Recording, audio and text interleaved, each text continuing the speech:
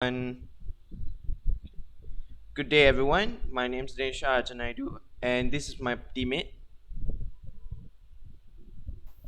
I'm ZIXIN.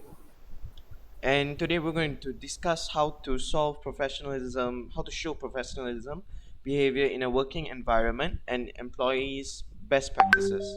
Now, to start off, I can hear my wait. Sorry, my phone dinged.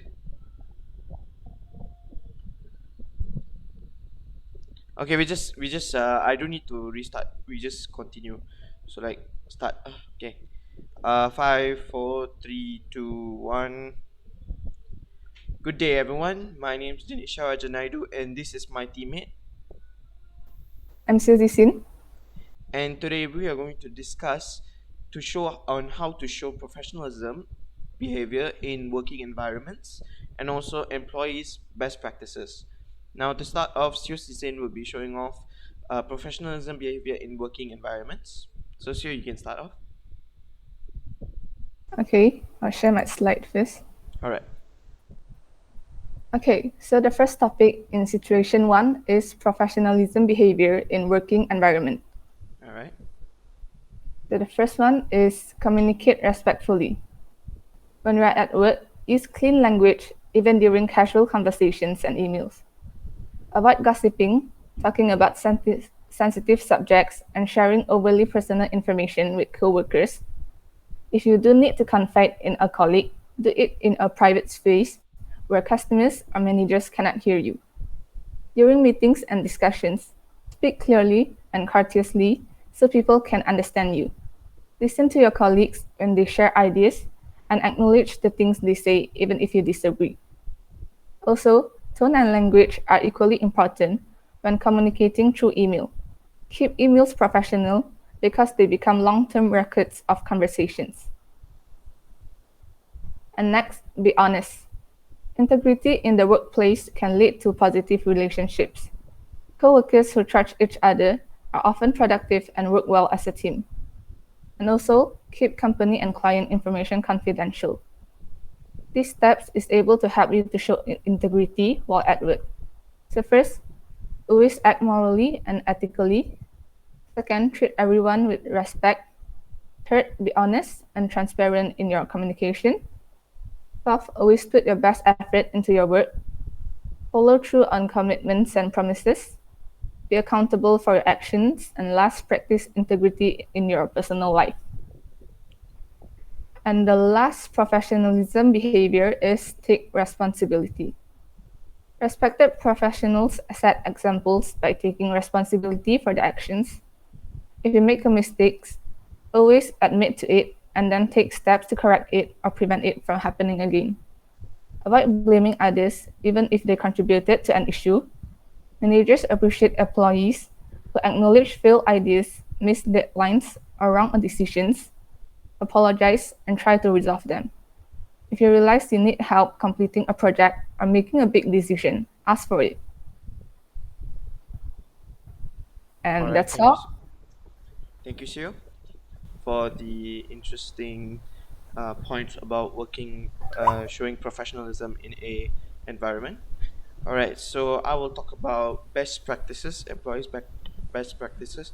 Basically, what an employer should do in a working environment, how to keep a uh, professional and also a social working environment so that it will help improve productivity and efficiency in the working place, and also hoping to establish some good relationships with your managers, your colleagues, and it's to help better your working environment. And now, just to start off, I will talk about yourself. Now, as yourself as an employee or a manager, it's good that you help motivate your colleagues or employees. So let's say you're in a team for a project, and the feeling there's a bit of a down feeling, like there's not a lot of people putting themselves into their project. They're not really feeling about the project. So what you can do as the team leader, let's say you're the team leader, you would like to motivate them, saying like, "Hey guys, we can do this. This if we put our heads together, we can make this project work." Or let's say your deadline is coming up, and there's a lot of things to do. A good team leader or even a good colleague will help their colleagues improve by just motivating them, saying, "Hey guys, I know it's been a busy week and we are near the deadline, so I'm hoping you guys can pull through. You guys can do it. If we work together, if we help each other and also talk to each other, any problems, and we can assign each of us a role, and that will help improve that productivity. That will help uh, improve that working environment to make a more lively one, and also mainly improve productivity by a lot. As secondly, extending and helping hand. So let's say your coworker, they have been down in the slums, they've been sick, and they've been behind on their projects, and you've been free, you have nothing much to do. I know it sounds tedious helping a colleague, but it's actually good for yourself and also good for the company, as helping a fellow colleague, you're establishing a great workplace relationship with them, and in that situation you are able to help each other out. So let's say you help them in when they are in need, and suddenly we need help. Who are we supposed to turn to? And suddenly they will come help us. So that will help improve the company's working environment, and also establishing new relationships, new friends, and this is overall improves your, not only the company but also the employee. And exercise on spot recognition. Now, what does that mean?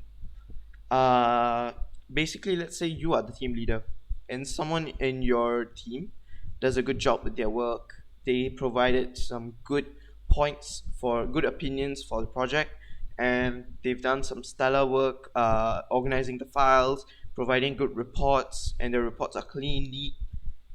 There should be some kind of recognition towards that work. So they should say at least, "Oh wow, good job, Jacob, good job on that report." But it was quite neat. It was professional. I liked how you arranged the points neatly, and also it was quite in detail. That kind of recognition will go a long way, as it will exercise how to say exercise recognition, and also the appreciation for the employee. So Jacob will feel much more appreciated. He'll feel much more motivated to be able to do the next job and the next report. Any job assigned to him, he will feel honored to be executing his job, and it will be a more positive environment in the workplace. And lastly, maintaining transparency. Now, maintaining transparency is between colleagues and you're between your managers. So, what does that mean? It is, let's say you're holding a vital piece of information about the company. So you know something bad is about to happen, or you know something about the higher ups. You should tell your manager. You should tell someone within the company, not expose it within your own colleagues. Tell it to a reasonable person. Tell it to someone within a position of power, to be able to handle the situation, to be able to handle that problem quietly and also professionally, so that it doesn't jeopardize the working experience the working environment that's currently in play. So let's say your coworker, he took some files home, or he accidentally leaked some files to a second company. Now you have this piece of information. Now what do? You should tell your manager. You should tell someone from the higher ups, so that they can deal with it. If it's your colleague, you are in no position to tell him straight, to tell him not to do this. You should report it to your higher ups. If you are the manager and you receive this information, you should take action as the manager to basically handle the problem quietly and professionally, without jeopardizing or without hurting the working environment currently in play. Basically, that's all the employee best practices that I can talk about. That's basically it for this discussion. Thank you so much. Cheers, Izin, for joining me in this discussion. Yeah, thank you, Dinesh. All right. Thank you so much for watching. I hope this has helped you learn more about employees